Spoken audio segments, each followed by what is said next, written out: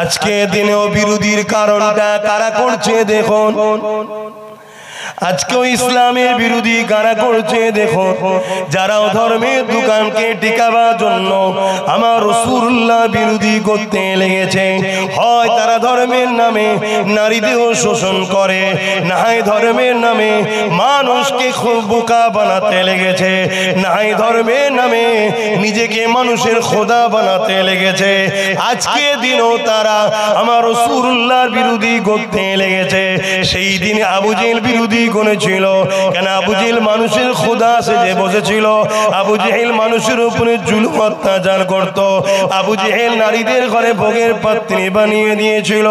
আবু জেহেল সমাজের মানুষকে অন্ধকারের দিকে নিয়ে চলে গিয়েছিল, জাহিলিয়াতের দিকে নিয়ে চলে গিয়েছিল। নারী হলে জন্তু পুঁতে দিত। সমাজের মধ্যে ইনসাফ ছিল না, ইনসানিয়াত ছিল না, মানবতা ছিল না, প্রেম ছিল না, ভালোবাসা ছিল না। আজকে দিনও যারা সমাজকে ধ্বংসের দিকে নিয়ে যাচ্ছে, যারা খুনের পক্ষে, অত্যাচারের পক্ষে, সন্ত্রাসীর পক্ষে, জুলুমের পক্ষে, গরিব মানুষগুলোকে কৃতদাস দাসী বানাতে চায়, মানুষের পেটিগুলোকে নিজের ভোগের পাত্রী বানাতে চায়, যারা মা বাপকে বৃদ্ধাশ্রমে রাখা পছন্দ করে, তারাই দেখুন আজকে দিনে আমার নবীর দিনের বিরোধী করছে, তারা আমার রাসূলুল্লাহর বিরোধী করছে। সেদিন আবু জেহেল নবীকে মিটাতে চেয়েছিল, আজকে দিনে আবু জেহেলের ছেলেরা আমার নবীর দিনকে মিটাতে চাইছে। কিন্তু মনে রাখবেন, সেদিন আবু জেহেল মিটে গেছে, আমার নবীকে মিটাতে পারেনি। আজকে যারা নবীর দিনকে মিটাতে চাইছে, আল্লাহ তাদেরকে মিটিয়ে দেবে, আমার নবীর দিন কখনো মিটবে না। এদের টার্গেট ইসলামের বাতিকে নিভিয়ে দেব। কারণ ইসলাম বলেছে কুনতুম খায়রা উম্মতি উখরিজাত লিন-নাস তা'মুরুনা বিল মা'রুফ ওয়া তানহাউনা আনিল মুনকার। এ দুনিয়া মানুষেরা, আল্লাহ তোমাকে আমাকে দুটো কাজ দিয়েছে, ন্যায়ের পক্ষে থাকো, অন্যায়কে মিটিয়ে দাও। অন্যায়কে মিটিয়ে দিয়ে আল্লাহর জমিনের উপরে ন্যায়কে আবাদ করো। এটাই হলো তোমার আমার কাজ। অন্যায়টা কি, নাইটা কি, নবী যা দিয়েছে ওটাকে মেনে নাও। মাতা কুমুর রাসূল ফাখুযুহু ওয়া মা নাহাকুম আনহু ফান্তাহু। নবী যা আদেশ করেছে দিচ্ছে নিয়ে নাও, নবী যা নিষেধ করেছে ছেড়ে দাও। এ নওজওয়ান তরুণীরা, বাপেরা, আমার নবী পাকের জীবনী পড়লে দেখা যায়, আমার নবী পাক 570 খ্রিস্টাব্দে দুনিয়ার জমিনে এসেছে। 40 বছর বয়সে নবী আমার নবুয়তের এলান করেছে, অর্থাৎ ডিউটিতে জয়েন হয়েছে। চাকরি তো সেদিন পেয়েছে যেদিন দ্বিতীয় কেউ ছিল না। আল্লাহ নূরে মুহাম্মদ রাসূলকে তৈরি করে সেদিন নবী বানিয়ে দিয়েছে। ডিউটি সেদিন পেয়ে গেছে, চাকরি সেদিন পেয়ে গেছে, কিন্তু ডিউটিটা দুনিয়ার জমিনে এসে 40 বছর বয়সে 570-এর সঙ্গে 40 যোগ করলে 610 হয়। এই 610-এ নবী আমার দ্বীন ইসলামের ডিউটির কাজে জয়েন করেছে। কিন্তু আমার নবী পাক এই জমিনের উপরে নামাজ নিয়ে এসেছে মেরাজে। গত যে মাসটা চলে গেল, ওই মেরাজের মাসে আল্লাহ নবী রজবের মাসে মেরাজে গিয়েছিল। ওখান থেকে নবী আমার নামাজ এনেছে, ওখান থেকে রোজা রেখেছে। এ যুবকেরা, তরুণীরা, বাপেরা, আমার নবী পাক মেরাজে গিয়েছিল কত সালে? আমাদের কই 11 বছর নুকিয়ে দেওয়া হয়েছে। আল্লাহ নবী 11টা বছর কি করেছে? আল্লাহ নবী 11টা বছর ধরে কিসরা থেকে শুরু করে, কায়সার থেকে শুরু করে, রোম পারস্য থেকে শুরু করে পৃথিবীর সমস্ত অত্যাচারী শাসকদের কাছে নবী চিঠি করেছে। মুহাম্মদ রাসূলের পক্ষ থেকে চিঠি, তোমরা দুনিয়া জমিনে অত্যাচার বন্ধ করো, আল্লাহর শ্রেষ্ঠ সৃষ্টি মানুষগুলোকে বাঁচতে দাও, গরিবের উপরে জুলুম বন্ধ করে দাও, এতিমগুলোকে হত্যা বন্ধ করো, নারীগুলোকে ভোগের পাত্রী বানিয়ে দিয়েছো, এই মায়ের জাতকে তোমরা বাঁচতে দাও, অন্যায় বন্ধ করো, জুলুম বন্ধ করো, লুট বন্ধ করো, দাঙ্গা বন্ধ করো, সন্ত্রাসী বন্ধ করো, অত্যাচার বন্ধ করো। এক কথায় এই জমিনের উপরে অশান্তি দাঙ্গা বন্ধ করো। নবী আমার সবাইকে চিঠি দিয়েছে। ওই চিঠি দিয়ে অনেক দেশের রাজারা ইমানের কলেমা পড়ে আমার নবীর পাশে দাঁড়িয়েছে। অনেকে আবার আমার নবীর চিঠিকে টুকরো টুকরো করে ফেলে দিয়েছে। তার মধ্যে একটা দেশ হলো পারস্য, যে পারস্য পৃথিবীর জমিনে হাজার বছর ধরে আগুনের উপাসনা করত। ওই পারস্যের সুলতান আমার নবী পাকের চিঠিটাকে নিয়ে টুকরো টুকরো করে ফেলে দেয়। সাহাবী হুজুর মনে দুঃখ করে আমার নবী পাকের দরবারে এসে বলে, ইয়া রাসূলুল্লাহ হাবিবাল্লাহ, আপনার চিঠিটাকে টুকরো টুকরো করে ফেলে দিয়েছে। আল্লাহ নবী বলেছিলেন, এ সাহাবী রে, তোমার নবী মুহাম্মদ রাসূলুল্লাহর চিঠিকেও টুকরো করেনি, ওর রাজত্বকে টুকরো টুকরো করে দিয়েছে।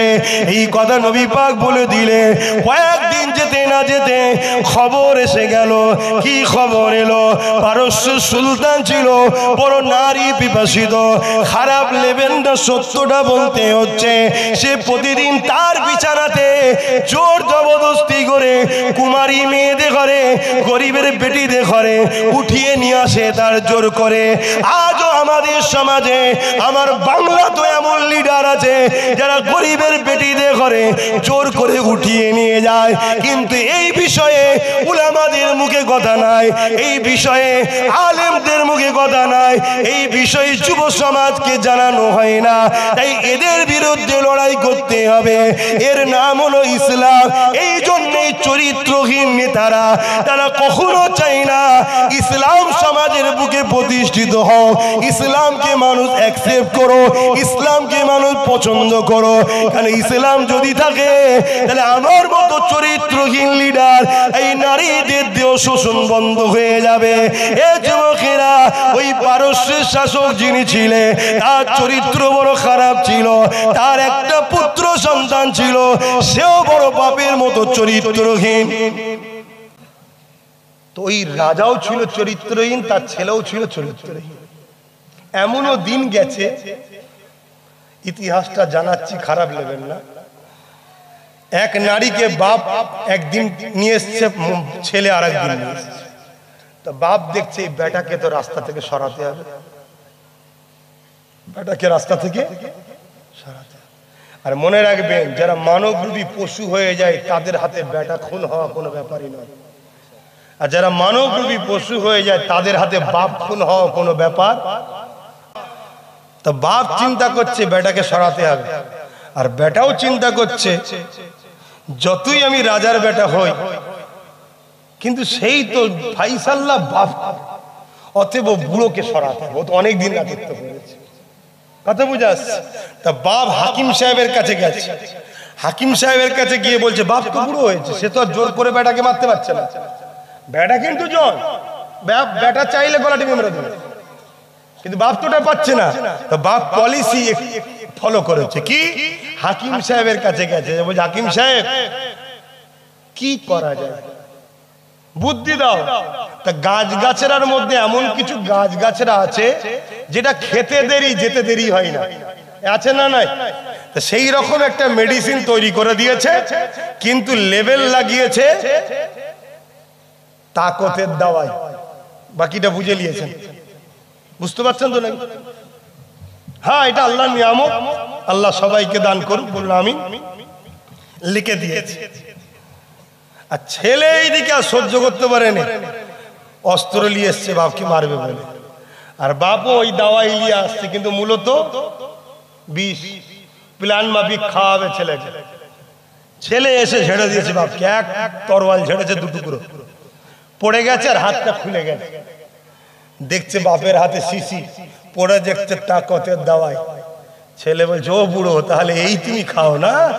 তো নিয়েই খেয়েছে। কি হবে? একটা দেশের রাজা আর বেটা একসাথে মরলে কি হয়? বিরোধী পক্ষ থাকে না, থাকে না? মন্ত্রী চায় আমি হব, সেনাপতি চায় আমি হব, দলের মধ্যে অনেকে থাকে না, থাকে না? সঙ্গে সঙ্গে যে যেখানে পেরেছে আটল খল খুলে বসে গেছে, এটা আমার, এটা আমার, এটা আমার। নবী কি বলল? ও আমার চিঠি ছেড়ে দেয়, ওর রাজত্বকে টুকরো টুকরো করলো, পারস্য সঙ্গে সঙ্গে টুকরো টুকরো হয়ে গেল। জোরে বলুন সুবহানাল্লাহ, আরো জোরে বলুন সুবহানাল্লাহ। তাহলে আল্লাহ নবী 11টা বছর ধরে পৃথিবীর জমিনে যত অত্যাচার, জুলুম, সন্ত্রাস হয়েছে সেইটা কোনো বন্ধ করেছে। জোরে বলুন সুবহানাল্লাহ। এটা বন্ধ করতে গিয়ে আল্লাহ নবীর বিরুদ্ধে জালিমরা লড়াই পর্যন্ত করেছে। নবী পাক এর কথা বলে মানুষকে সত্যের দিকে ডাকে, আমার নবী পাকের দিকে একে একে মানুষ আসতে লেগেছে। এটা দেখে জালিমরা আমার নবী পাককে খতম পর্যন্ত করার চেষ্টা করেছে। যেমন মক্কার সন্ত্রাস আবু জেহেল ছিল, মক্কায় আবু জেহেল চিন্তা করতে লাগলো মুহাম্মদ রাসূলের দিকে একটা করে লোক বেড়ে যেতে লেগেছে। তাই কি করা যেতে পারে? মুহাম্মদ রাসূলকে শহীদ করে দাও, মুহাম্মদ রাসূলকে কতল করে দাও, মুহাম্মদ রাসূলকে শহীদ করে দাও। এই কতলটা করবে কে? এই শহীদটা করবে কে? এই কতলটা করবে কে? যে করবে আমি আবু জেহেল, তাকে অনেক পুরস্কার দেব। ওই জায়গাতে একটা যুবক ছেলে দাঁড়িয়েছিল, নাম তার ওমর। তিনি দাঁড়িয়ে গেলেন, তখন হযরত হয়নে ফারুক হয়নে তিনি দাঁড়িয়ে গিয়ে বলেছিল, হে আবু জেহেল আমি পারবো। আবু জেহেলও চিন্তা করেছিল এই কাজটা উমারই পারবে, অন্য কেউ পারবে না। কারণ আমার নবী পাকের বিরুদ্ধে লাগার সাহস কারো ছিল না। এই যুবকেরা, তরুণেরা উমার দায়িত্বটা নিয়ে নিল। দায়িত্ব নিয়ে যাবার সময় আবু জেহেলকে বলতে লেগেছে, হে আবু জেহেল আমি খাত্তাবের বেটা উমার, আমাকে তুমি খুব ভালোভাবে চেনো। আমি যাচ্ছি, কাল সূর্য উঠবে, মুহাম্মদ রাসূল আর উঠবে না, তার ধর থেকে কল্লাকে আলাদা করে দেবো। নাউযুবিল্লাহ মিন জালিক। তবে মনে রেখে দিও, তুমি যা ওয়াদা করেছো ওই ওয়াদা থেকে নড়চড় হবে না। যদি হও তোমারও কিন্তু জান থাকবে না। ওমর ফারুকের কথা শুনে বলতে লেগেছে, চিন্তা করো না। ওমর যাবার সময় বলে গেল 39 জন হয়েছে, 40 আর হতে দেবো না। ফেরেশতাদের মধ্যে আলোচনা হতে লেগেছে, খাত্তাবের বেটা উমারের বিশাল পাওয়ার, বিশাল ক্ষমতা। সে বলতে লেগেছে 39 থেকে 40 হতে দেবে না। আমার আল্লাহ আওয়াজ দিয়ে বলে দিল, হে আমার ফেরেশতারা চিন্তা করো না, উমারকে যেতে দাও, যেতে দাও। আমি আল্লাহ উমারকে 40 বানিয়ে দেব। আরো জোরে বলুন সুবহান।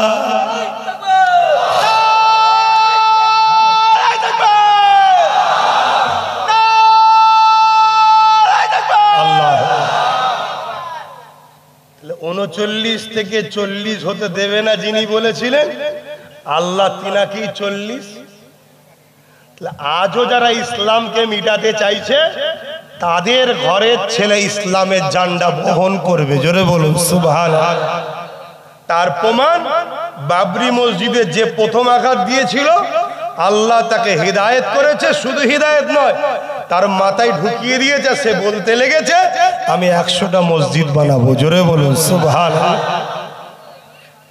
যুগে যুগে যারা ইসলামের পিছনে লেগেছিল, আল্লাহ হয় তাদের দ্বারা ইসলামের কাজ নিয়েছে, আর নাই তাদের ঘরের সন্তানের দ্বারা। তাহলে ইসলামের জন্য আল্লাহ যথেষ্ট না? যথেষ্ট নয়। কিন্তু ইসলাম কি ধ্বংসের জিনিস? জোরে বলুন। আমরা যদি ইসলাম থেকে দূরে থাকি, আল্লাহ আমাদেরকে মিটাবে, ইসলামকে বাঁচাবে। আর আমরা যদি ইসলামের সঙ্গে জুড়ে থাকি, ইসলামের সাথে আল্লাহ আমাদেরও বাঁচাবে। জোরে বলুন সুবহানাল্লাহ। কিন্তু আমরা আছি ইসলামের সাথে? প্রত্যেকের গ্রামের কথা বলুন। আপনার গ্রামে এতিমের উপরে জুলুম হয় না? হয় না? আপনার গ্রামে গরিবের উপরে জুলুম হয় না? হয় না? আপনার গ্রামে বিধবার উপরে অন্যায় হয় না? হয় না? আপনার গ্রামে অসহায় দুঃখীদের উপরে জুলুম অত্যাচার হয় না? হয় না? তাহলে আপনার গ্রামে ইসলাম আছে কই? নামাজ আছে, মসজিদ আছে, রোজা আছে, ওটা তো ব্যক্তি জীবনের ঈমান। ইসলাম ওটা তো ব্যক্তি জীবনের। নামাজ আমার জন্য ব্যক্তিগত, আমি নামাজ পড়বো আমার উপকার, সমাজের কি উপকার? আমি দাঁড়িয়ে রেখেছি আমার উপকার, সমাজের কি উপকার? আমি টুপি পড়েছি আমার উপকার, সমাজের কি উপকার? আমি রোজা রেখেছি আমার শরীর আপডেট হবে, নতুন 1 বছরের জন্য শরীর আল্লাহ গিফট দেবে, সব কিডনি ফিডনি হার্ট টার্ট গুলোকে আল্লাহ সব আপডেট করে রোজার মাধ্যমে। শুনছেন তো নাকি? এটা আমার উপকার, সমাজের কি? ইসলাম সমাজকে নিয়ে, সমাজের কথা আগে বলেছে। তাহলে আজ আমাদেরকে ভাবতে হবে, আমার গ্রামের এতিম, আমার গ্রামের বিধবা, আমার গ্রামের মজলুম, আমার গ্রামের অসহায়, আমার গ্রামের বৃদ্ধা বাপ মা, আমার গ্রামের উপরে যেন কোনো মানুষের উপরে জুলুম না হয়, বেইনসাফি না হয়। এর জন্য প্রতিটা গ্রামে গ্রামে ইসলামের পাহারাদার তৈরি হতে হবে। তবে তো আল্লাহর পক্ষ থেকে সাহায্য আসবে, তবেই তো আল্লাহ মাদত করবে। আমার কথা বুঝছেন তো নাকি? কষ্ট হচ্ছে?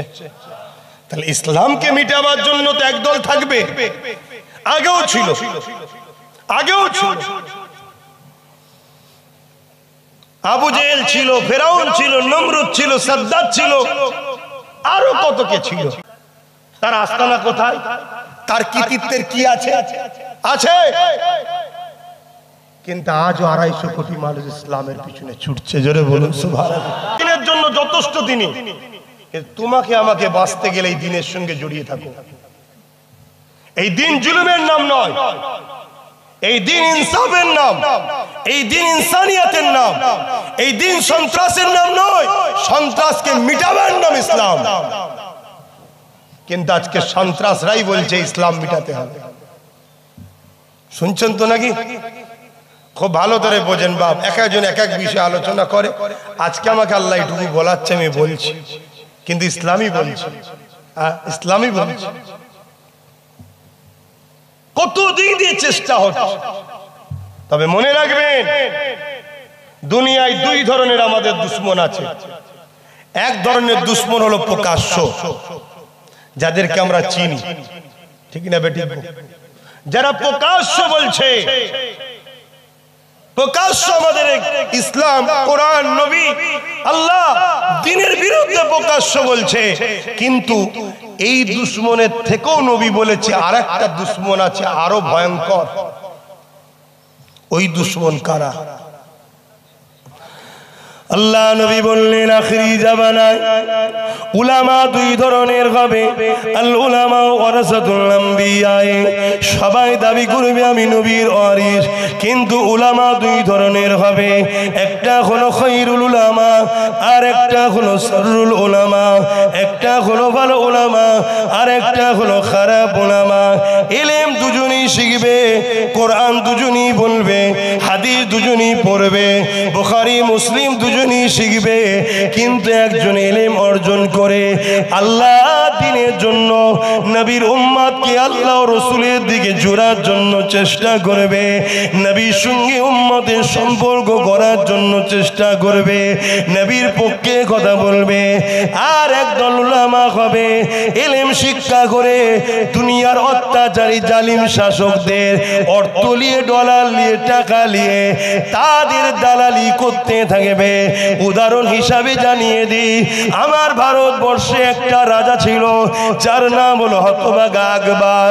এই আকবর উলামা মুফতি মাওলানাদেরকে অর্থ দিয়ে খরচ করে তাদের দ্বারা কোরআনের বিরুদ্ধে একটা কিতাব লিখেছিল, যে কিতাবটার নাম হলো দ্বীনে ইলাহি। ওই উলামারা কোরআনের বিরুদ্ধে কিতাব লিখলো, অথচ তারাই কোরআন পড়ে মাওলানা হয়েছে, তারাই হাদিস পড়ে মাওলানা হয়েছে। কিন্তু অর্থের কাছে, গাড়ি বাড়ির কাছে তারা নিজেদের ইলমকে বিক্রি করে, ঈমানকে বিক্রি করে জালিম অত্যাচারী শাসকের কাছে বিক্রি হয়েছে। তারা দ্বীনে ইলাহি লিখে দিল, আকবর দ্বীনে ইলাহির প্রচার করতে লাগলো। এদিকে মুজাদ্দিদ আল পেশানি রাহমাতুল্লাহ আলাইহি, তিনি মুজাদ্দিদ আল পেশানি আকবরের বিরোধী করতে লাগলো। মুজাদ্দিদ আল পেশানি তিনিও আলেম, তিনিও কোরআন পড়েছে, হাদিস পড়েছে, কিন্তু বয়সটা অনেক হয়ে গেছে। এই যুবকেরা মুজাদ্দিদ আল পেশানির দিকে গুটি কতক লোক দ্বারা গেল আকবরের দিকে অনেক বড় বড় মুফতি মৌলানা দাঁড়িয়ে গেল, কারণ আকবর অর্থ দিয়েছিল, আকবর টাকা দিয়েছিল, আকবর সম্মানীয় পদ দিয়েছিল। এই মুজাদ্দিদ আল পেসানির বিরুদ্ধে ওই উলামারা লেগে গেল। এ যুবকেরা, এটাও নতুন নয়, কারবালার ময়দানে একটু চলুন ঘুরে আসি। ওই কারবালার দিনে কি হয়েছিল? এজিদ বাহিনী পাঠিয়েছিল 22,000 লোক, আর ইমাম পাক মাত্র 72 জন ছিল। 22,000-এর মধ্যে 3,000 হাফেজে কোরআন ছিল, 3,000 মুফতি ছিল, 7,000 আলেম ছিল। মনে রাখবেন, আলেম গুণ পদ পাবার জন্য এজিদের শাসন ক্ষমতার কাছে অর্থের জন্য বিক্রি হয়ে গেল। তারা দেখিয়ে দিল এ দুনিয়ার মানুষ, এটা তো আমাদের জন্য ইতিহাস, যুগে যুগে ইতিহাস ঘটেছে আমাদেরকে সতর্ক করার জন্য আল্লাহ। কিন্তু মুজাদ্দিদ আল পেসানি রাহমাতুল্লাহ আলাইহি তিনি একা গুটি কতক আলেম দিয়ে আকবরের বিরুদ্ধে লড়াই করলো। আমার আল্লাহ একদিন মুজাদ্দিদ আল পেসানিকে বিজয় দান করে আকবর ও তার বাহিনীকে ধ্বংস করে দিয়েছিল। আকবরের মাজার কবর কোথায়? ছেলে পুলে কারা বলবেন তো? আছে? আকবরের কাছে কেউ যায়? তার ছেলে পুলের কাছে? আর মুজাদ্দিদ আল পেসানির কাছে কেন? নবীর গোলাম। আকবরের পক্ষে যত মুফতি মাওলানা দাঁড়িয়েছিল, একটা কোনো কবর আছে? তাদের কাছে কেউ যায়? কেন? ওরা দুনিয়াদার, মুনাফিক। শুনছেন?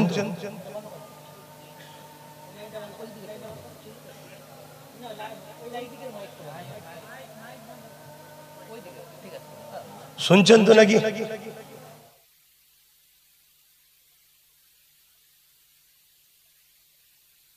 ভাই আমার আজ বুঝছেন তো? আজ আমরা বহুত কঠিন জায়গায় এসে গেছি। আজও যারা আমাদের বিরুদ্ধে লেগেছে, পাওয়ার তাদের হাতে, ম্যান পাওয়ার তাদের হাতে, মানি পাওয়ার তাদের হাতে, মাসুল পাওয়ার তাদের হাতে, অস্ত্র পাওয়ার তাদের হাতে। এই জায়গায় দাঁড়িয়ে থেকেও আমরা যদি বাঁচতে চাই, আমাদের তো কিছু পাওয়ার দরকার। একটা পাওয়ারই জিতা যায়, ওই পাওয়ারটার নাম হলো সিনার পাওয়ার, যেটা আল্লাহর ভয় আর নবীর প্রেম ও আদব দ্বারা হয়। জোরে বলুন সুবহানাল্লাহ। তাই বুঝাচ্ছি। আর আমাদের সবচেয়ে বড় আজকের দিনে যদি কেউ ক্ষতি করে, ওই ক্ষতিটা হলো, আমি আবার বলছি, খারাপ নেবেন না, ওই ক্ষতিটা হলো তথাকথিত উলামা, মুফতি, মাওলানা। হ্যাঁ, ইলম আছে, অস্বীকার করছি না, বড় বড় মুফতি, বড় বড় মাওলানা, বিরাট কিতাবের জ্ঞান আছে ভাই, অস্বীকার করছি না, কিন্তু তারা দুনিয়ার কাছে বিক্রি হয়ে গেছে। শুনছেন তো? এই তুই এতক্ষণ পরে এলি, আবার মোবাইল বার করিস কেন? ঠিক আছে, শুনছেন তো ভাই? আমার কথা বুঝছেন? আল্লাহ নবী তাই বললেন, আখেরি জমানায় আমার উম্মতের মধ্যে 73 দল হবে। কটা? 72 জাহান্নামী, একটা। হুজুর 72 দলে কি নামাজ থাকবে না? নবী বলল থাকবে। রোজা থাকবে না? থাকবে। হজ থাকবে না? থাকবে। যাকাত থাকবে না? থাকবে। কোরআন থাকবে না? থাকবে। হাদিস থাকবে না? থাকবে। তারপরে জাহান্নামে যাবে কেন? আল্লাহ নবী বললেন, তাদের অন্তরে আমি নবী আমার হাইয়া থাকবে না, অর্থাৎ আদব, প্রেম, সম্মান থাকবে না, সব থাকার পরও জাহান্নামী। শুনছেন? তাহলে আমাদেরকে মানুষ বাঁচবেন কিভাবে? মুফতি বাঁচবেন কিভাবে? পীর বাঁচবেন কিভাবে? মাওলানা বাঁচবেন কিভাবে? আখেরি জমানা তো, আখেরি জমানা তো। কোটি কোটি টাকা টেবিলের তলায় লেনদেন হয়ে যায়, আমাকে বেঈমান বানাতে আসে না, কি বুঝবেন কি করে? আর উলামা ছাড়া তো চলাও সম্ভব নয়। এই সম্ভব নাকি? না ডাক্তারের কাছ থেকে শুনবেন, উকিলের কাছে শুনবেন, সে তো ভুলভাল ফতোয়াতে চলে যাবে।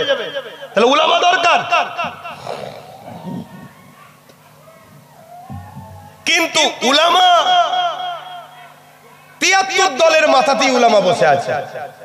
সবাই বলছে আমি কোরআন হাদিস মানি, কিন্তু এরপরও নবী বলছে 72 জাহান্নামী।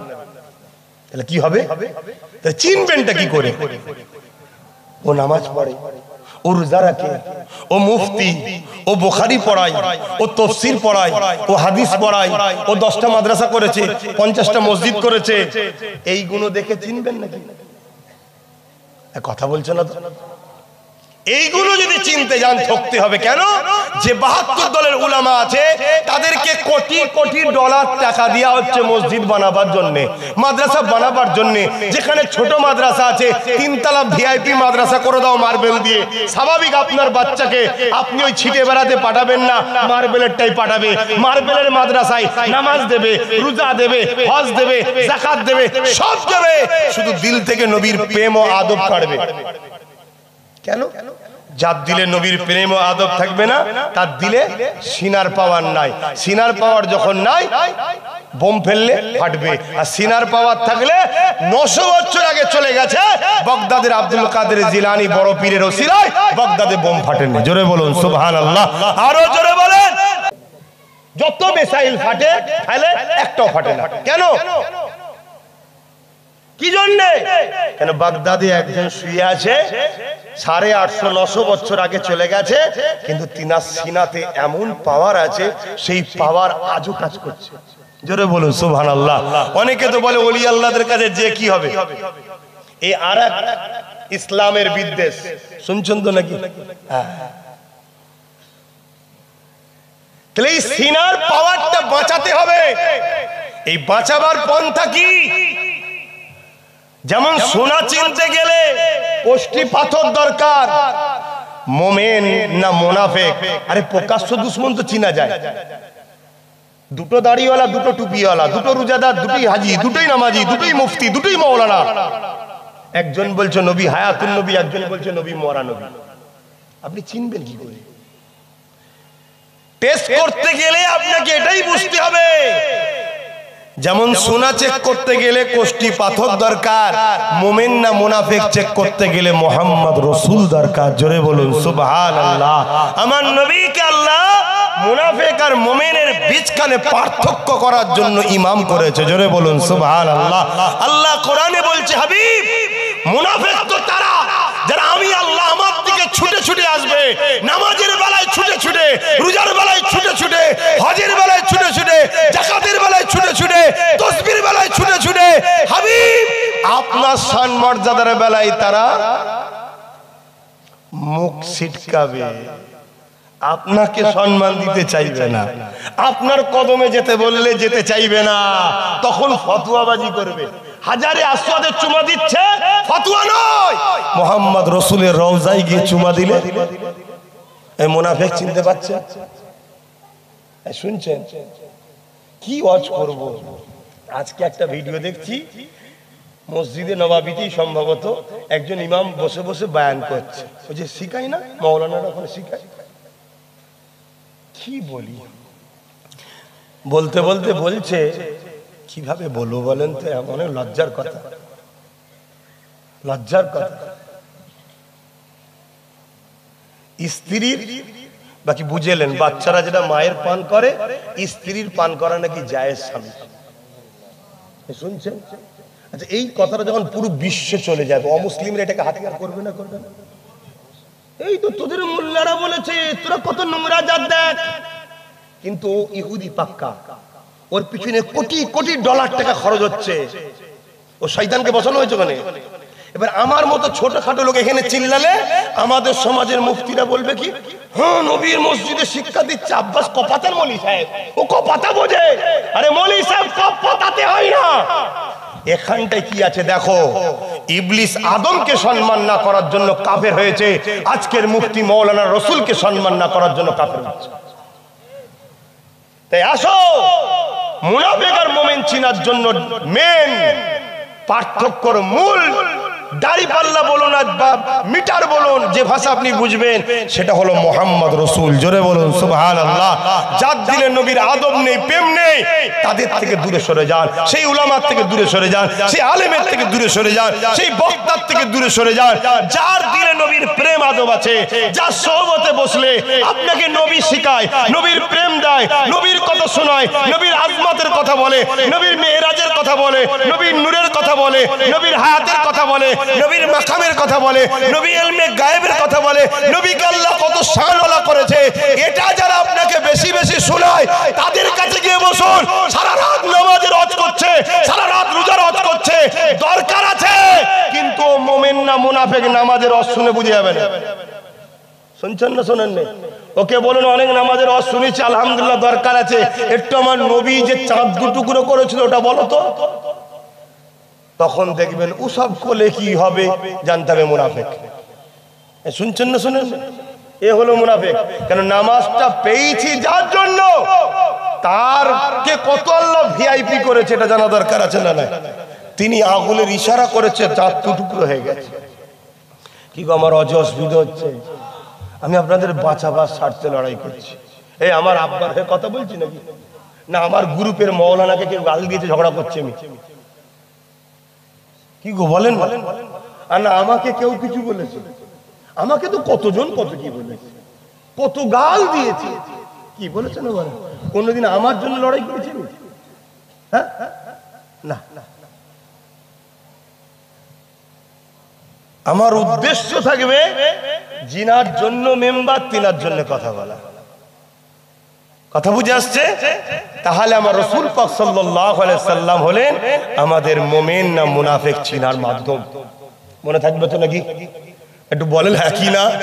হ্যাঁ, খুব সাবধান, আখরি যাবে না, আখরি যাবে না। কোটি কোটি টাকা দিয়ে মাদ্রাসা বানানো হচ্ছে, মসজিদ বানানো হচ্ছে। সেই মসজিদ সেই মাদ্রাসায় আপনি ছেলে দেবেন, ওই মসজিদে নামাজ পাবে, রোজা পাবে, হজ পাবে, যাকাত পাবে, দান পাবে, সব পাবে, শুধু মুহাম্মদ রাসূলের আদব ও প্রেম দেবে না। বলুন আপনার সন্তানটা ঘেনার হলো? কথা বলেন। এই যে গাছ কতগুলো ডাল আছে, যদি কেউ কেটে দেয় গাছটা মরে যাবে কেন? ওর মূলটা এখনো রয়েছে। মূলটা কোথায় থাকে একটু বুঝুন, মাটির নিচে। আচ্ছা, মূলটার জন্য আবার আস্তে আস্তে দেরি হলো, ডালপালা গজাবে না গজাবে না, পাতা হবে না হবে না, কিন্তু আর একজন মূলটাকে পানি গরম দিয়ে মেরে দিল। এই ডালপালা পাতা থেকেও কোনো লাভ হবে? এই ডালপালা পাতাগুলো, গাছটা ধরুন আমরা, ডালপালা পাতাগুলো হলো নামাজ, রোজা, দাড়ি, টুপি, হজ, যাকাত দরকার আছে, তবে তো গাছের উপকার, গাছের সৌন্দর্য, গাছের ছায়া পাবে। কিন্তু কোন ছেলে নামাজ, রোজা, দাড়ি, টুপি কেটে দিয়েছে, তার মানে কম করছে, কিন্তু মূলটা আছে। মূলটা এখানে থাকে, মানে গোপন জায়গায় নবীর প্রেম ও আদব। একদিনও বড় হবে, নামাজি হবে, রোজাদার হবে, হাজি হবে, যাকে না মূলের জন্য আবার বেরোবে, কিন্তু মূলটা নেই। মানে নামাজ, রোজা, দাড়ি, টুপি সব আছে, নবী নেই। যেমন এই গাছটা বেকার, ওই মুসলমানটাও বেকার। কিছু মাথায় ঢুকছে, আমার নবীকে চেনেন। আজকে বলা হচ্ছে আমার নবী নাকি নিরক্ষর। কি বলা হচ্ছে জোরে বলে? ঠিক এই কথাটা মোল্লা মৌলী সাহেবরা প্রথম বলেছে। এই যার কথা বলছিলাম তরওয়াল নিয়ে আর কোরআন নিয়ে, ওর নাম লবো না, কেন শয়তান হাইলাইট হতে চাইছে। কেন আমরা বুঝতে পেরেছি হাইলাইট হবার একটা মাধ্যম। ইসলামের বিরুদ্ধে বলো, নবীর বিরুদ্ধে বলো, আজানের বিরুদ্ধে বলো, কোরআনের বিরুদ্ধে বলো, সঙ্গে হাইলাইট হয়ে যাবে। কিছুদিন আগে আর একটা পাগলা নায়ক ছিল না? না, ব্যাপারটা ওটা নয়। আমার ফিল্ম আর চলছে না, আমাকে লোক ভুলে গেছে, তা আজানের বিরুদ্ধে বল, হাইলাইট হলো না হলো না? এই মিডিয়া টিডিয়া চর্চা, এখানে ভাঙচুর, ওখানে আন্দোলন করো, ওখানে এই করো, শাস্তি চাই শাস্তি চাই। ও মুচকে মুচকে হাসছে।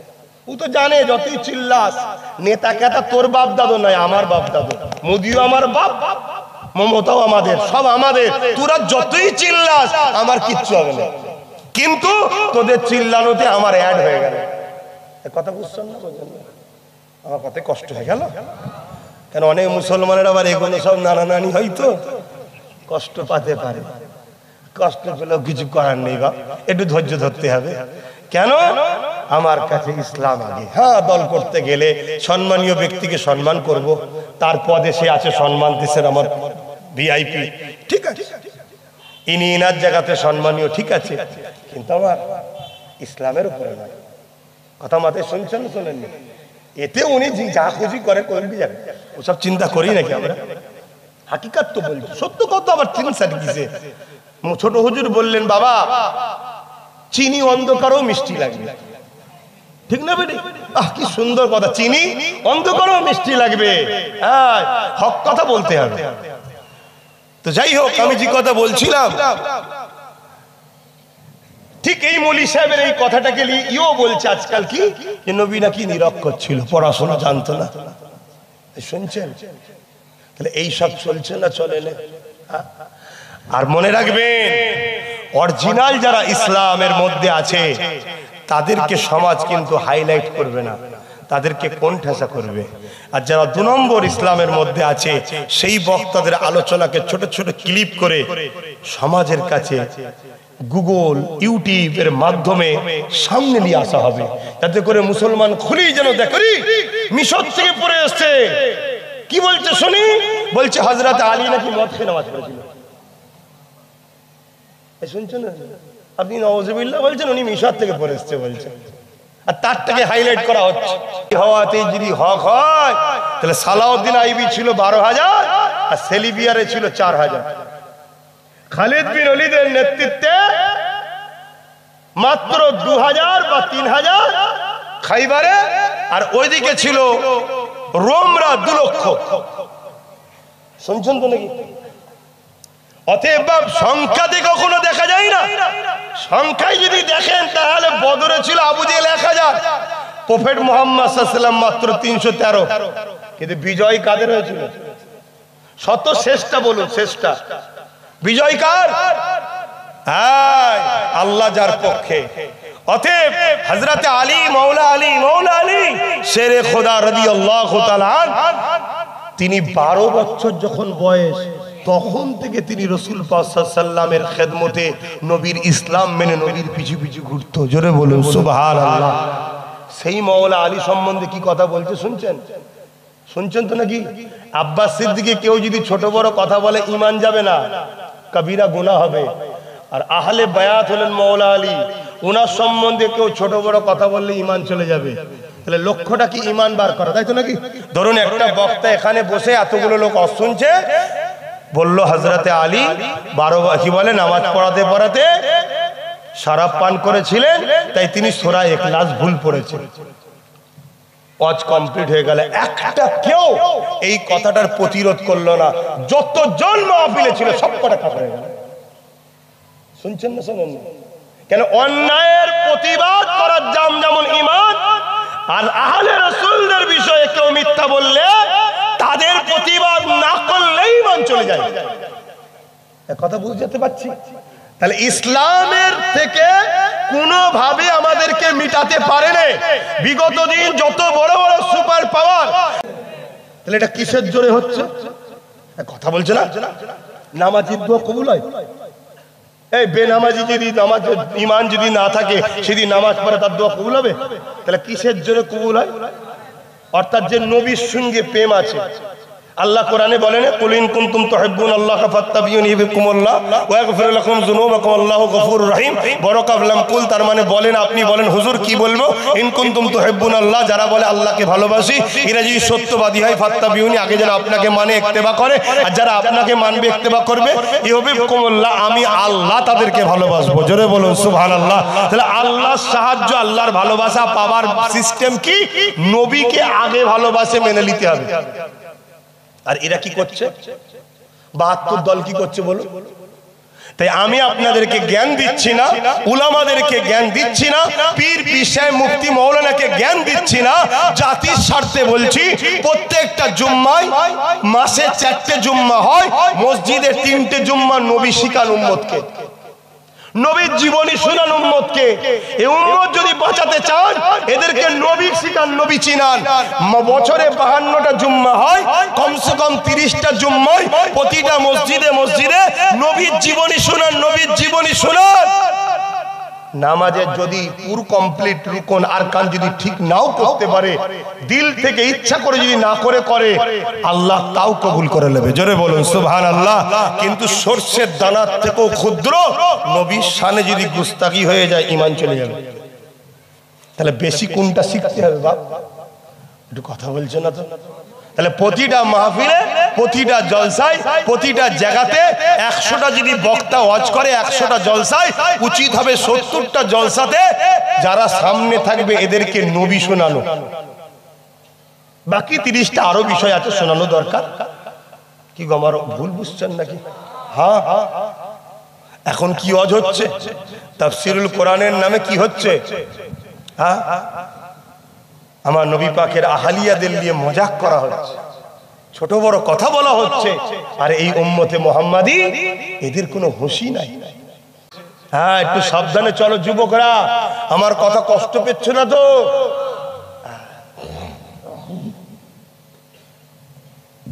যাদের দিলে নবী আছে তাদের সঙ্গে থাকো, যাদের দিলে নবী নাই তাদের সঙ্গে থেকো না। ওয়াজের মাহফিলে যাবেন, উলামাদিওকে বলুন আমার নবী পাকের আলোচনা করুন। উলামারা যখন উম্মতকে শোনাবে আমার নবী পাক সাল্লাল্লাহু আলাইহি ওয়াসাল্লাম তিনার কথা শোনাতে লাগবে। এ যুবকেরা, তরুণেরা, বাপেরা, আমার নবী পাক সাল্লাল্লাহু আলাইহি ওয়াসাল্লাম কোন রাস্তা দিয়ে যখন যেত, ওই রাস্তার বালি কোনা, পাথর, গাছপালাগুলো আমার নবী পাককে সালাম দিত, আসসালাতু ওয়াসসালামু আলাইকা ইয়া রাসূলুল্লাহ, হাবিবাল্লাহ। এই উম্মত যখন এই কথাটা শুনবে, এই যুব সমাজের হৃদয়ে আমার নবীর প্রেম বাড়বে না কমবে? বলুন বলুন। এই যুব সমাজকে যখন শোনানো হবে, এ যুবকেরা আমার নবীর নেতৃত্ব মানো, আমার নবীকে লিডার বলে মানো, আমার নবীকে পথ প্রদর্শক বলে মানো, আমার নবীর মতো মডেল দ্বিতীয় জমিনে আসেনি। আর আমার নবী পাক সাল্লাল্লাহু আলাইহি ওয়াসাল্লাম এত বড় লিডার ছিলেন, একদিন আবু জেহেল এমন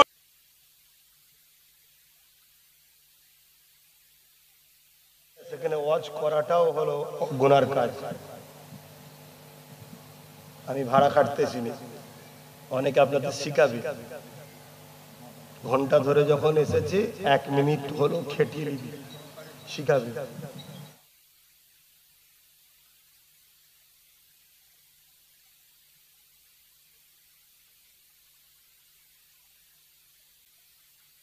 আচ্ছা, আমি কি ওয়াজ করছি শুনছেন তো?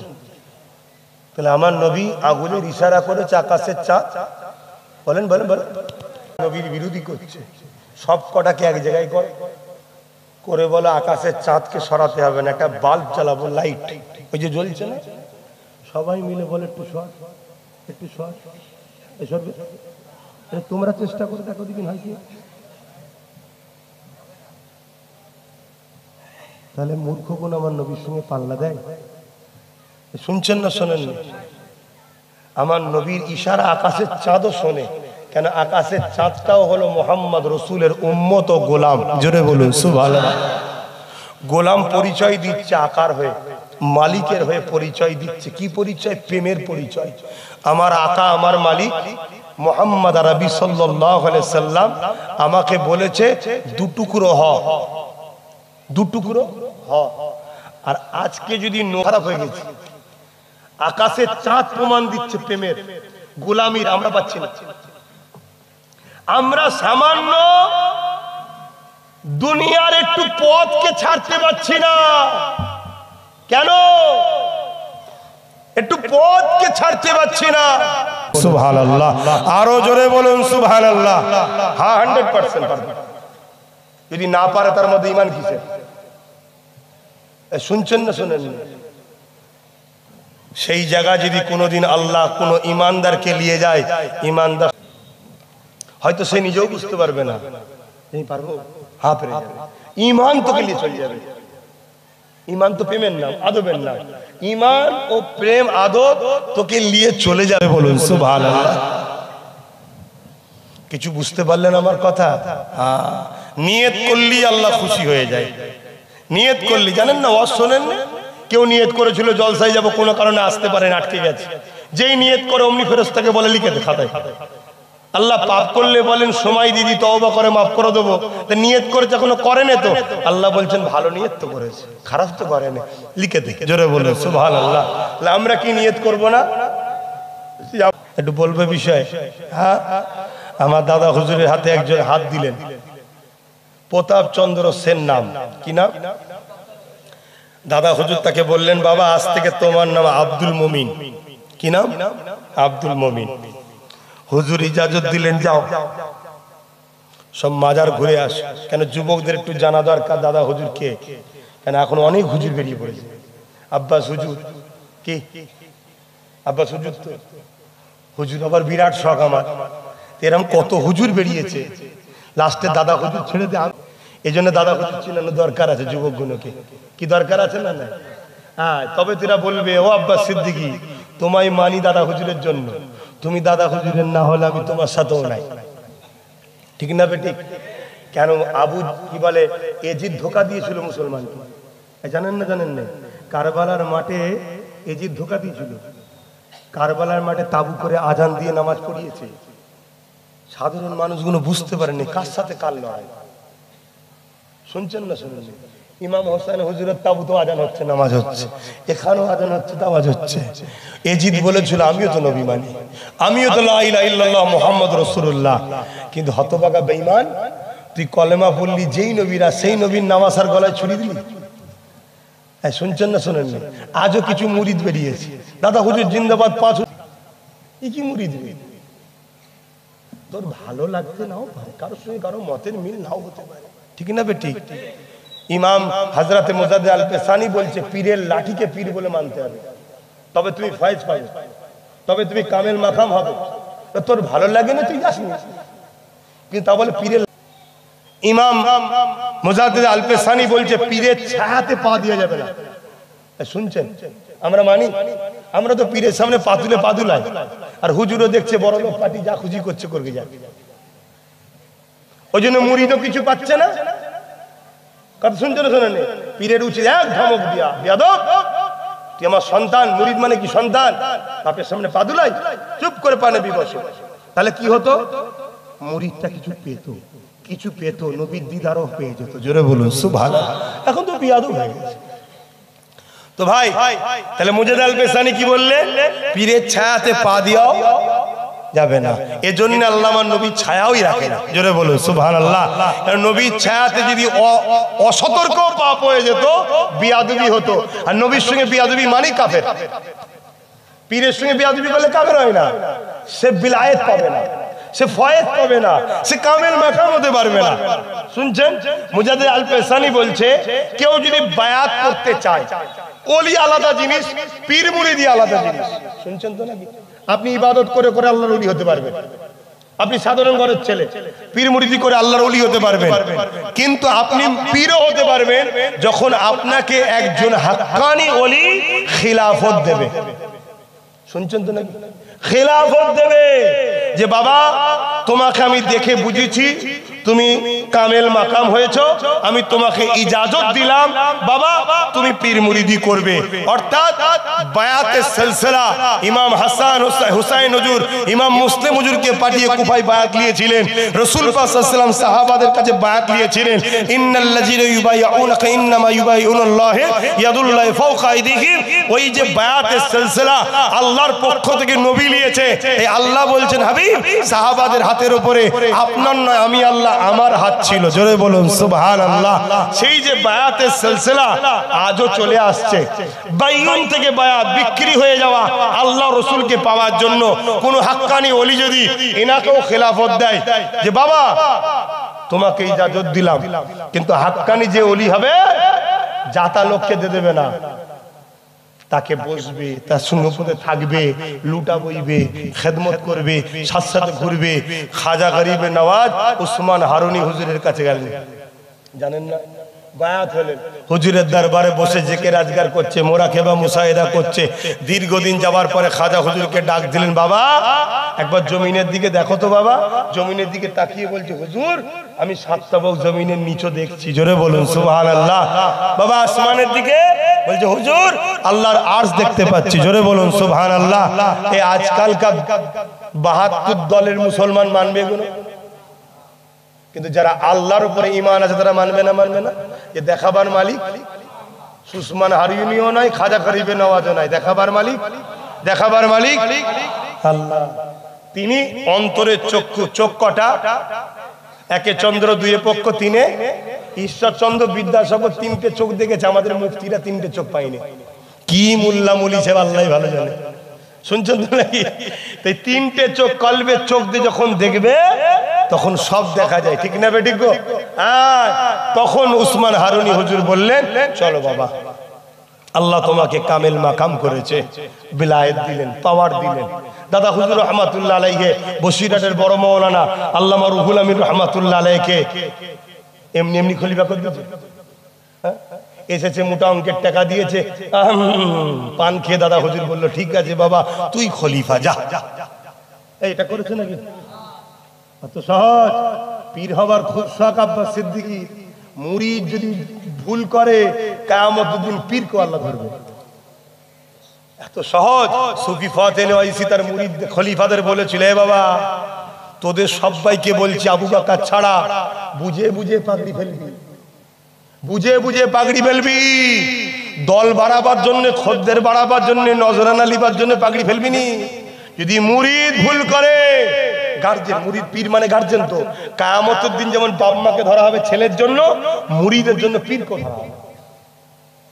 তাই দাদা হুজুর ওসিয়াতনামার প্রথমেই লিখে দিয়েছে, যে নামাজ পড়েনি সে আবু বকরের মুরিদ নয়। অত সহজ নাকি? দাদা হুজুর এমনি এমনি পীর খলিফা মুজাদ্দিদ হয়েছে নাকি? উনি সব ঘোড়া মেরে বেঁধে দিয়ে চলে গেছে। যে নামাজ পড়বে না, সুদকে পরহেজগার করবে না, হারাম দ্রব্য থেকে দূরে আসবে না, আমি আবু বকর বলছি সে আমার মুরিদ নয়। কেন? দাদা হুজুরও জানে কিয়ামতের দিন আল্লাহকে জবাব দিতে হবে। শুনছেন? এজন্য আমার কাছে অনেকে মুরিদ হতে যায়। খারাপ বুঝবেন না, যাই। কারণ আমার আব্বা অনেক জায়গায় বলে ফেলেছে যে আমি আমার ছেলেকে আজানটা দিয়ে দিই। কটায় নামাজ হবে? 8:30টায়। না না, ঠিক আছে, এখন অনেক সময় আছে, 8 ঘন্টা সময় আছে। আল্লাহ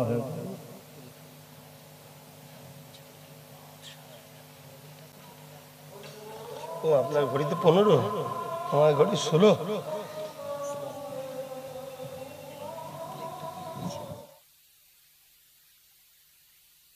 তাই করে 40-এ করে দেন।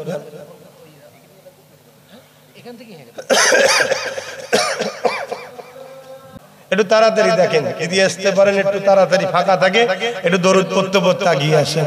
আল্লাহুম্মা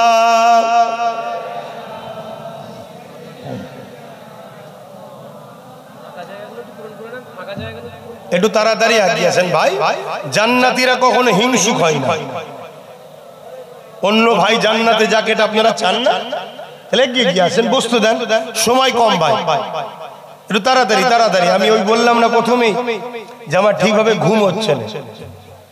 কেন ঘুম হচ্ছে না আর বদনাম করে লাভ নেই। দোয়া করেন, আল্লাহ একটা দিয়েছে, ও একাই আমাকে ঠান্ডা করে রেখেছে। বুঝতে পারছেন তো নাকি? হ্যাঁ, ও একাই ঠিক করে দিচ্ছে। তো ওই জন্য ঘুম ডুবার ঠিকভাবে হচ্ছে না। তো যাক, আল্লাহর কাছে দোয়া করি, আল্লাহ যেন ওকে আমার থেকেও বড় নবীর গোলাম বানায়। বলুন আমিন। আপনারা দোয়া করবেন না? হ্যাঁ, নবীর গোলাম যদি হয়, মনে রাখবেন তার হাত থেকে সমস্ত মানুষের নিরাপদ, সমস্ত মানুষের উপকারে লাগবে, এবং নবীর গোলামের কাতারে হাজারো মানুষ জান্নাতে যাবে। জোরে বলুন সুবহানাল্লাহ। গোলামি করো নবীর, নবীর গোলামি করো। আমি যে কথা দেয়া ইসলামে নিষেধ, এভাবে দেওয়া যায় না, করে ফেললাম তো আবার সমালোচনা না হয়, এটাও তাহলে বল দিতে লাগে। একদিন আমার নবী একটা গোত্রের বিচার করতে গেছে, বিচার। তা নবী বিচার করতে করতে অনেক দেরি হয়ে গেছে, আসতে দেরি হচ্ছে, আসরের ওয়াক্ত চলে যাবে। একজন সাহাবী সিদ্দিক আকবরকে বললেন, হুজুর নবী পাকের তো আসতে দেরি হচ্ছে, এদিকে ওয়াক্ত চলে যাবে, আসরের টাইম হয়ে আসছে, তা আপনি যদি বলেন আমি ইকামত দিই, নামাজটা আপনি পড়ান, ইমামতি করেন। সিদ্দিক আকবর ইমামতির জায়গায় দাঁড়িয়ে গেলেন, ইকামত হয়ে গেল, নামাজ শুরু করেছে, এদিকে রাসূল এসে হাজির। তো নবী যখনই এসে পিছন কাতারে দাঁড়িয়েছে, সাহাবী দেখছে হুজুর অমনি সাইড দিয়ে এইভাবে হাতের উপরে নিয়ত করে থাকে, এই হাতের উপরে হাত মারছে। সামনের কাতারে যে আছে সে বুঝতে পেরেছে, ঘুরেছে, দেখছে নবী সাইড, আমার আগে কাতারে, এরকম চলতেইছে। যারাই দেখছে নবীকে হাততালি বাড়াচ্ছে আস্তে আস্তে মদিনার নবাবিতে। এই হাততালিটা বাড়তেইছে। এরকম ভাবে বাড়তে বাড়তে বাড়তে বাড়তে সিদ্দিক আকবর ইমামতির জায়গায়, নবী ঠিক সোজাসুজি। কিন্তু সিদ্দিক আকবর বড় নরম দিলের মানুষ ছিলেন। উনি যখন কোরআন তেলাওয়াত করতেন চোখ দিয়ে পানি পড়তো, দিবানা হয়ে নামাজ পড়তেন। পুরো মজলিসে হাততালি চলছে মসজিদে নববীতে, উনি কেরাত পড়েই যাচ্ছে। কিছুক্ষণ পরে বলছে এত আওয়াজ কেন? তো উনি ঘুরে দেখছে আমার দয়ার নবী। জোরে বলুন সুবহানাল্লাহ। ভাই আমার আপনার গ্রামের ইমাম যারা আছে, ওনারা যদি নামাজে দাঁড়িয়ে কাবার দিক দিয়ে মুখ ঘুরিয়ে মুসল্লির দিকে দাঁড়ায়, আর নামাজ হবে? আবার নতুন করে শুরু করতে হবে। কিন্তু সিদ্দিক আকবর দেখছে আমার নবী, আল্লাহর নবী ইশারা করলেন, আবু বকর আপনি ইমামতির জায়গায় দাঁড়িয়ে নামাজ কমপ্লিট করুন, নামাজ পড়ান। আল্লাহর নবীর কথা শুনলেন, শুনে কিন্তু আবু বকর সিদ্দিক দাঁড়ালো না, বেরিয়ে চলে এলেন, আমার নূর নবীকে আগিয়ে দিলেন। আবু বকর সিদ্দিক কি নবীর কথা অমান্য করেছে? তাহলে ফতোয়া দেবেন? সব না না নয় আর সব হ্যাঁ। বিয়ে বাড়িতে জানতো নাকি ভাত দেবো? না না থাক, দিলে কোথায় যায়? সব না না নয়, সব হ্যাঁ হ্যাঁ নয়। সিদ্দিক আকবর তিনি নবীর কথাকে গুরুত্ব দিয়েছেন, কিন্তু রাসূল পাক সাল্লাল্লাহু আলাইহি ওয়াসাল্লাম কে তিনি আগিয়ে দিলেন। আল্লাহ নবী নামাজ ধরলেন, সবাই দাঁড়িয়ে গেলেন, নামাজ হয়ে গেল। আল্লাহ নবী নূর নবী দয়ান নবী একবারও বলেন, আবু বকর তুমি কাবার দিক থেকে মুখ ঘুরিয়ে নিয়েছো, তোমার নামাজটা ফারেক হয়ে গেছে, তুমি নতুন করে পড়ো। কেন বললেন না? কেন সিদ্দিক আকবর কাবা থেকে যেদিকে মুখ ঘুরিয়েছে উনি হলেন কাবার কাবা। জোরে বলুন সুবহানাল্লাহ। এবং নবী পাক সাল্লাল্লাহু আলাইহি ওয়াসাল্লাম জিজ্ঞেস করলেন, আবু বকর তোমাকে তো আমি বললাম ইমামতি করতে, তুমি মুখ ঘুরিয়ে নিলে কেন? সরে এলে কেন? আমার কথা শুনলে না কেন? ওই সময় সিদ্দিক আকবর কি বলেছিলেন? আহা, কুরবান যাক তাদের আদর্শের উপরে। বলতে লেগেছে, আবু কুয়াফার বেটার কি মাজাল আছে। সিদ্দিক আকবর হুজুরের আব্বাজানের নাম আবু কুয়াফা।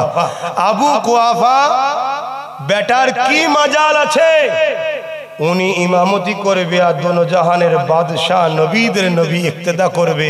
এটা আবু কুয়াফার বেটারে ক্ষমতা নাই। হুজুর আপনার কদমে আমার জান কুরবান হয়ে যাক।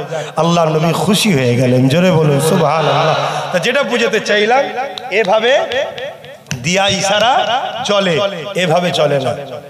অন্য কারো চলতে পারে ভাই, তাদেরটাকে আমি বিরোধীও করছি না, তাদেরটা তাদের কাছে থাকবে যাক, পক্ষেও নয় বিপক্ষেও নয়, আমাদের জন্য এটা নয়। কথা বুঝে আসছে না? নয়, অনেকের অনেক কিছু চলে না, আমাদেরও তেমন কিছু চলে না। কি গো ভাই, ঠিক না বেঠিক? অনেকের অনেক কিছু চলে না। তো আমি কি কথা বলতে গিয়ে চলে গেলাম, এই যে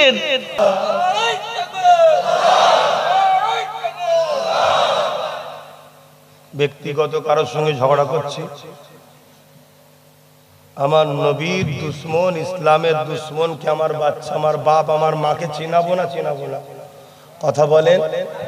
আচ্ছা আপনারা আপনাদের বাচ্চাদেরকে বলেন না পুকুরের ধারে যাবি না বাবা, বাবা সাপের গায়ে হাত বুলাস না বাবা, কুকুরের কাছে যাবি না বাবা, কামড়ে নেবে, ইত্যাদি ইত্যাদি সাবধান সতর্ক করেন না? কেন করেন? আপনার সন্তান ভালোবাসেন, ক্ষতি না হোক। তাহলে আপনারা আমার কলেমার ভাই, আপনারা আমার দাদা পীরের রুহানি বাচ্চা, আপনারা আমার নবীর পিয়ারা উম্মত, আপনাদের যাতে ক্ষতি না হোক এটা আমি আপনাদের বুঝাতে পারি না? পারি না। কিন্তু আমি ব্যক্তিগত কারোর সঙ্গে আক্রমণ করছি না। যারা আমার ইসলামকে আক্রমণ করেছে তাদের হাকিকাত পরিচয়টা আমি বলছি, মিলিয়ে দেখে নেবেন। আমার কথা যদি ভুল হয় বলবেন। একটা লোক দেখান নবীর বিরোধী করে, যত সে ভদ্রলোক, ক্যারেক্টার ভালো আছে, লাইফ তার ভালো, একটা লোক দেখান। যতগুলো লোক নবীর বিরোধী করে, ইসলামের বিরোধী করে, আপনি খোঁজলে দেখুন কোনো না কোনো কেলেঙ্কারিতে সে জড়িয়ে আছে। গত 4 দিন আগে একজন মানবরূপী শয়তান বেরিয়েছে, আবার নতুন করে। সৃষ্টিকর্তা বলছে ইন্নাকা আলা খুলুকিন আযীম, সবথেকে উত্তম চরিত্রওয়ালা হলো আমার বানানোর মধ্যে। সৃষ্টিকর্তা বলছে মুহাম্মদ সাল্লাল্লাহু আলাইহি সাল্লাম। জোরে বলুন সুবহানাল্লাহ। बाप का बेटा सिपाही का घोड़ा कुछ ना हो तो थोड़ा थोड़ा, তাই তো নাকি? এই দেখেন না ঘেমে যাচ্ছে, এই ঠান্ডা গরম হচ্ছে যেই শরীরটা খারাপ হয়ে যাচ্ছে। জানি আল্লাহর হুকুম ছাড়া তো শরীর খারাপ হয় না, কিন্তু এটা ওসিলা, এটা ওসিলা। আর কদিন একভাবে মেঘলা যা হয়ে আছে, আমার তো ভয় হচ্ছে এই 4-5 দিন যা হচ্ছে ভয়ানক কিছু আসছে না তো? আল্লাহ মাফ করেন, বলুন আমি। হ্যাঁ ভাই, যখন মেঘলা হতো আল্লাহ নবী কাঁদতেন। হাদিস পাকে উলামারা জানেন আল্লাহ নবী কাঁদতেন আর দোয়া করতেন, বড় পেরেশান হতেন নবী। আম্মা জান হুজুররা বলতেন আমার নবীকে মেঘলা দেখলেই বড় পেরেশান। কেন? আল্লাহর পক্ষ থেকে কোনো শাস্তি আসছে না তো? কেন? পৃথিবীতে অশান্তি বেড়েছে ভাই। এই পৃথিবীতে লাখো হাজারো এমন মা আছে রোজ রাত্রিরে চোখের পানিতে ঘুমোয়, তার এতিম বাচ্চারা খেতে পায় না, তার সম্পদকে অন্যজনরা ঝেড়ে নিয়েছে। এটা কি জুলুম নয়? এর হাত থেকে বাঁচাবার নাম ইসলাম। এই জুলুমকে খতম করে এতিমকে খাওয়াবার, তার সম্পদ ফিরিয়ে দিবার নাম ইসলাম। এর জন্য ইসলাম লড়াই করেছে। আর আমাদের ঘরের ছেলে এখন ওই এতিমদেরকে যারা লোটে তাদের হয়ে লড়াই করছে। এটা জানি না আমার কথা আপনাদের কষ্ট দেবে কি, কিন্তু কষ্ট দিলেও কিছু করার নেই, আমাকে তো বাঁচতে হবে, না আল্লাহ তো আমাকেও জাহান্নামে দেবে। যে তোকে আমি সুযোগ দিলাম কোরআন হাদিসের কথা বলার, মেম্বার দিলাম, তুই হক কথা বললি না কেন? আল্লাহ আমায় ধরবে না? তাই আমাকে বলতে হবে। এতে কে আমার উপর রাগ করছে, কে আমার দুশ্মন বাড়ছে, কে আমার জন্য কি পিছনে প্ল্যান করছে, ও আমার দেখার কাজ নয়। কেন? আমি যার জন্য বলছি তিনি আমার জন্য যথেষ্ট। ব্যাস, কথা ক্লিয়ার, ঠিক না বেঠিক? আজকে যদি দুনিয়ার কোন ছোটখাটো লোক যদি মনে করে যে আমি যার জন্য লড়ছি আমার নেতা ঠিক আছে, আমার আছে, তুমি যদি সামান্য নেতারও আসার পরে ভরসা করে চলতে পারো, তাহলে আমি তো কায়নাতের সৃষ্টিকর্তা, যিনা শুরুও নেই শেষও নাই, যিনাকে কোনো দুর্বল স্পর্শ করে না, কোনো কমজোর তেনাকে স্পষ্ট করে না, কোনো জায়গায় তিনি ফেল নয়। আমি তো তানার হয়ে কথা বলছি, আমি তো তিনার উপর ডিপেন্ড করে চলি যে আমার মালিক আছে আমার জন্য। তো যাক, আমি অন্যদিকে চলে যাচ্ছি। আবার হাওয়াটা মনে হচ্ছে বসন্তকাল আসছে, ফাল্গুন মাসের একটা হাওয়া হচ্ছে। কি ফুরফুরায় গেলে এখন মনে হয় ইসাল সাহেবের একটা হাওয়া আসছে, বুঝতে পারছেন তো নাকি? একটু টাচ দিচ্ছি রে বাবা, ওটাও তো দরকার। কেন? ওটাও তো ধর্মের মধ্যে, বাইরে নয়। ইসলাম কমপ্লিট না আনকমপ্লিট? হ্যাঁ, কার ধর্মে কি আছে আমার দেখার দরকার নেই বাবা। কার ধর্ম কমপ্লিট, কার ধর্ম আনকমপ্লিট, কার ধর্মে কি আছে আমার দেখার দরকার নেই। আমি এতটুকু জানি আমার ইসলাম কমপ্লিট, আমাকে কারো দিকে মুখাপেক্ষী হতে হয় না। তো ভাইয়েরা আমার, যুব সমাজকে নবীর জীবনী শোনানো দরকার। নবীর উম্মত, যুব সমাজ, যুবক উম্মত গুলোকে নবীর জীবনী বেশি বেশি করে শোনানো দরকার। কেননা আমাদের শরীরকে সুস্থ রাখতে গেলে অনেক রকম ভিটামিন দরকার, ক্যালসিয়াম দরকার, মিনারেল দরকার। বিভিন্ন খাদ্য দ্বারা আমাদের শরীর সুস্থ থাকে। ঠিক তেমনি আমাদের ঈমানকে সুস্থ রাখতে গেলে দুটো জিনিস লাগে। ঈমানকে ঠিক রাখতে গেলেও দুটো জিনিস লাগে, একটা হলো নবীর প্রেম, অপরটা হলো নবীর আদব। জোরে বলুন সুবহানাল্লাহ। তাই যতক্ষণ আল্লাহ বলাবেন, যাই বলাবেন, আল্লাহ যেন হক কথা বলার তৌফিক দেন। চলবে যিনি বানিয়েছে সেই ইঞ্জিনিয়ারিং স্টাইলে, যে কিনেছে তার কথাই নয়। হাতের ঘড়িটা চালাতে হবে কোনটা এর জন্য ভালো, কোনটা খারাপ, কোন জিনিস এতে উপকার হবে, কোনটা ক্ষতি হবে। যে বানিয়েছে সেই ইঞ্জিনিয়ার, সেই ম্যানুফ্যাকচারার যিনি করেছে তার ইশারায় আমি কিনেছি বলে আমার মতো করে চালালে খারাপ হয়ে যাবে। আর প্রত্যেকটা জিনিসের সাথে দেখবেন একটা নোটবুক দেয়, গাইড বুক। তা মানুষকে যিনি সৃষ্টি করেছে তার ধর্মীয় কালচার, সে কেন তাকে বানানো হলো, কি কাজ, কিভাবে চলবে, কি করবে, কি খাবে, কিভাবে ঘুমাবে, কোনটা খাবে না, কোনটা করবে, টোটাল তার লাইফ স্টাইলটা কেমন হওয়া দরকার, সৃষ্টিকর্তা সেই বিধানটা তৈরি করবে, কোনো মানুষ নয়। কেন? বানানোওয়ালা জানে এর জন্য কোন খাদ্যটা ভালো, কোনটা ক্ষতি, এর জন্য কি কতক্ষণ ঘুমানো ভালো, কতক্ষণ ঘুমানো খারাপ, এর জন্য কোন জিনিসটা ভালো, কোন জিনিসটা ক্ষতিকারক। তাই পৃথিবীতে প্রথম যখন দুটো মানুষ আসে, ওই দুটো মানুষকে চলার জন্য সৃষ্টিকর্তা ধর্ম পাঠায়। ওই দুজন মানুষ একটা ধর্মের উপরে চলেছিল, ওই ধর্মটার নাম হলো ইসলাম। জোরে বলুন সুবহানাল্লাহ, আরো জোরে বলুন সুবহানাল্লাহ। এবং ওই দুজন মানুষ মানুষ কে ছিলেন ওটা জানলে আরো খুশি হব। ওই দুজন মানুষের মধ্যে একজন ছিল পুরুষ আর একজন ছিল নারী। পুরুষটা ছিল আমাদের সবার আব্বা জান হযরতে আদম সফিউল্লাহ, নারীটা ছিল আমাদের সবার আম্মা জান হযরতে হাওয়া আলাইহিমুস সালাম। জোরে বলুন সুবহানাল্লাহ। আমাদের আব্বা বলতে মুসলমানের নয়, শুধু মুসলমানের নয়, মানুষের আব্বা। সে হিন্দু হোক, খ্রিস্টান হোক, আদিবাসী হোক, দলিত হোক, সাঁওতাল হোক, খ্রিস্টান হোক, মতুয়া হোক, শিখ হোক, পাঞ্জাবি হোক, দুলে হোক, বাগদি হোক, যেই হোক, সব বাপ আদমের বেটা, মা হাওয়ার ছেলে।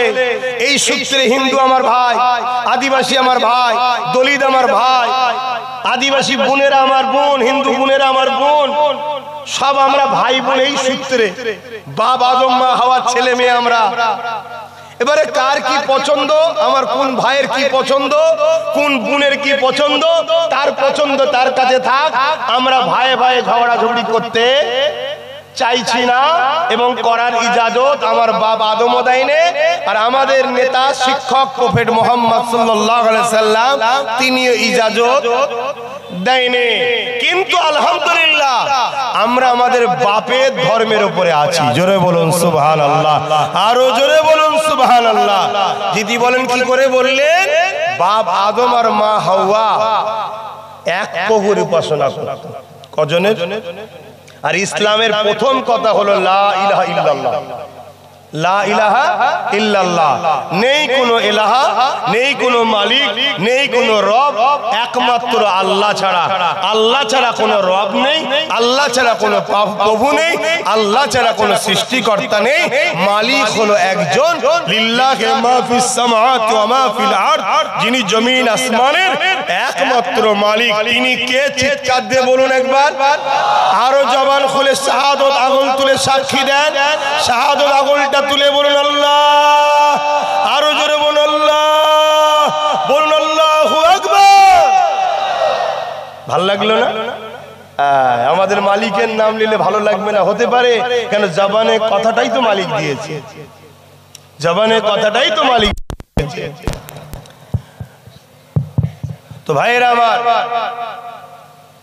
সেই বাপ আদম আলাইহিস সালাম তিনার থেকে শুরু ইসলাম। ঠিক আছে, একটা স্কুল খুলেছেন আপনাদের এলাকায়, নিশ্চয়ই 150 বছরের পুরাতন স্কুলও থাকতে পারে। আছে এলাকা? একটু বলুন। আছে। তো 150 বছর আগে যে শিক্ষকটা ছিল সেই শিক্ষক এখন আছে, কিন্তু স্কুল আছে, ঠিক না বেটি? তো স্কুলের শিক্ষক চেঞ্জ হয় এবং সময়ের সাথে সাথে সিলেবাসও চেঞ্জ হয়, কিন্তু স্কুল আছে। ঠিক তেমনি ইসলামটা হলো স্কুল, সময়ের সাথে সাথে শিক্ষক চেঞ্জ হয়েছে। বাপ আদম এসেছে শিক্ষক, তিনার ছেলে ঈসা আলাইহিস সালাম শিক্ষক, ইব্রাহিম আলাইহিস সালাম, মুসা আলাইহিস সালাম, ইসহাক আলাইহিস সালাম, ইসমাঈল আলাইহিস সালাম, জাকারিয়া আলাইহিস সালাম, এভাবে 1 লক্ষ মতান্তর 2,24,000 যুগে যুগে শিক্ষক এসেছে। আর যুগে যুগে যারা দুনিয়ায় এসেছে তাদেরকে শিক্ষা দিবার জন্য ইসলামের স্কুলে যারাই করে ঝুঁকেছে তাদেরকে শিক্ষা দিয়েছে। জোরে বলুন সুবহানাল্লাহ।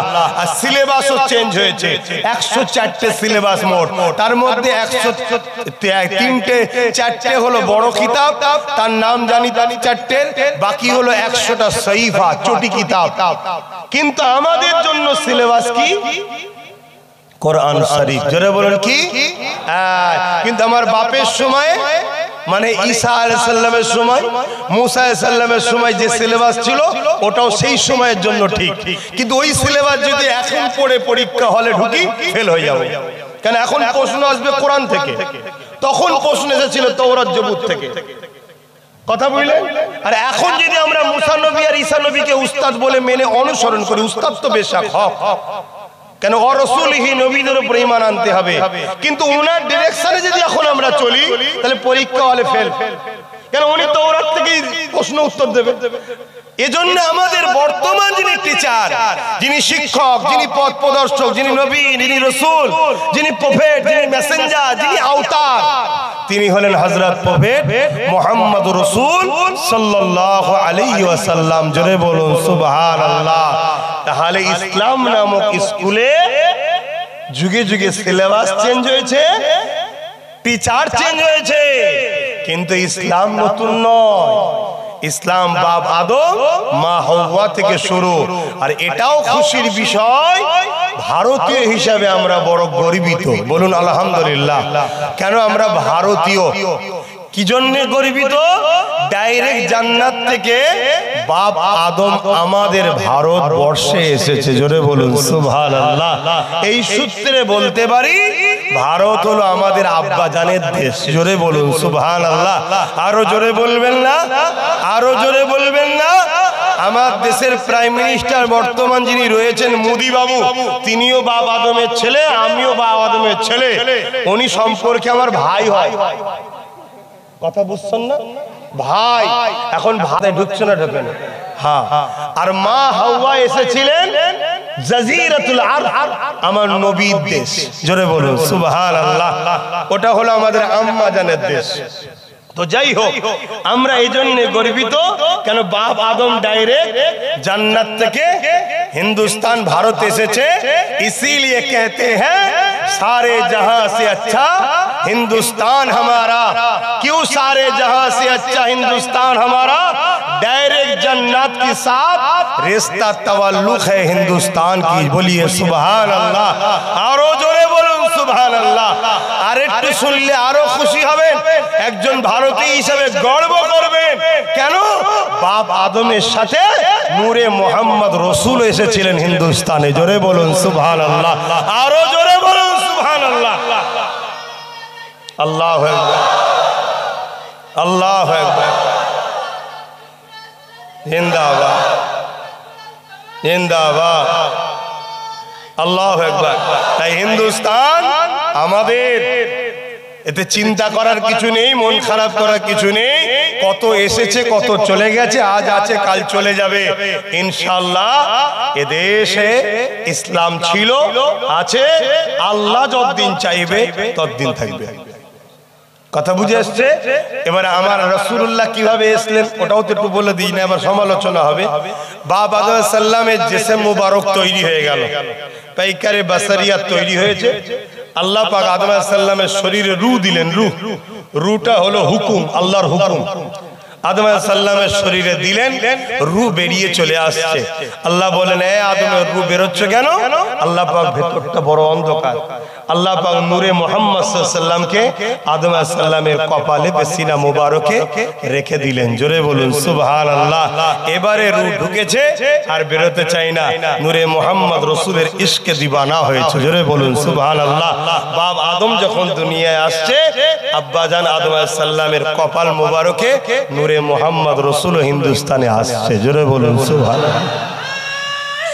আল্লাহু আকবার, আল্লাহু আকবার। তো ভাইরা আমার, হিন্দুস্তানকে আমার রাসূল বড় ভালোবাসে, তাই তো নবী তিনার আওলাদ দিয়েছে হিন্দুস্তানবাসীকে। খাজা গরিবে নওয়াজ, আতায়ে রাসূল, সুলতানে হিন্দ, খাজা মুঈনুদ্দিন আজমিরি, সঞ্জালি, আল হাসানি, আল হুসাইনি হুজুরকে দিয়েছে। হুজুর ভারতের মুসলমানকে আবাদ করেছে। অতএব গরিবে নওয়াজ যতদিন আছে হিন্দুস্তান, ততদিন তোমরাও থাকবে, কোনো চিন্তা করার কারণ নেই। কিন্তু আসুন, আমি ফিরে যাচ্ছি, ইসলামকে টার্গেট করা হয়, কারণ কি? কারণ কি? এই কারণটা দেখতে গেলে আপনাকে আমার নবী পাক সাল্লাল্লাহু আলাইহি ওয়াসাল্লামের একটু জীবনী জানতে হবে, আমার নবী পাকের জীবনী একটু দেখতে হবে। সবাই নবীর কাছে আমানত রাখে, টাকা পয়সা সোনা দানা, যে ভাষাগুলো আপনারা বুঝবেন, দামি দামি সম্পদ। কেন? তারা 40 বছর দেখছে যে মুহাম্মদ সাল্লাল্লাহু আলাইহি ওয়াসাল্লামের মতো ভালো মানুষ টোটাল মক্কাতে বা পৃথিবীতে আছে কি সন্দেহ আছে। তারা ছিল চিটিংবাজ। আবু জেহেল তার দামি দামি মাল আবু লাহাবের কাছে রাখতে ভয় করত, আবু লাহাব যদি ঝেড়ে যায়। আবু লাহাবের মাল উতবার কাছে রাখতে টেনশন করত, উতবা যদি ঝেড়ে দেয়। এরকম ছিল তাদের মধ্যে প্রতারণাকারী, চিটিংবাজ, ফ্রড, বদমাইশ। কিন্তু আমার নবীর উঠা বসা, কথাবার্তা, চাল চলন ছোটবেলা থেকে বড় হচ্ছে দেখে তারা নবী পাকের উপরে ফিদা হয়েছে। যে ইনার মতো তো মানুষ হয় না, কত ভালো। তা দাও, ওনার কাছে সব দামি দামি জিনিসপত্র আমার নবীর কাছে রাখে। তাদের কিছু সমস্যা হলে আমার নবীর কাছে আসে, নবী তাদের যা বলে দেয় তারা সেটা মেনে নেয়। কোনো ঝগড়া হলে আমার নবী যা বলে সেটা মেনে নেয়। কাবায় পাথর রাখবে কে, এই নিয়ে তাদের মধ্যে একটা ঝগড়া হয়েছিল, তখনও নবী নবুয়তের ঘোষণা দেয়নি। আমার নবী পরামর্শ দিল যেটা, আমি ওদিকে যাব না, অনেক বড় কথা হয়ে যাবে, তাহলে তারা সেটা মেনে নিয়েছে। কেন? আমার নবীর আখলাক দেখে, চরিত্র দেখে, ভাষা দেখে, উঠা বসা দেখে, কাজকাম দেখে, চালচলন দেখে, মানববন্ধন দেখে, সম্প্রীতি দেখে, মনুষ্যত্ব দেখে, মানুষের সঙ্গে মিল মহব্বত দেখে তারা কিন্তু ফিদা হয়েছে, ভালোবেসেছে। নবী পাক সাল্লাল্লাহু আলাইহি ওয়াসাল্লাম 40 বছর যেই হলেন,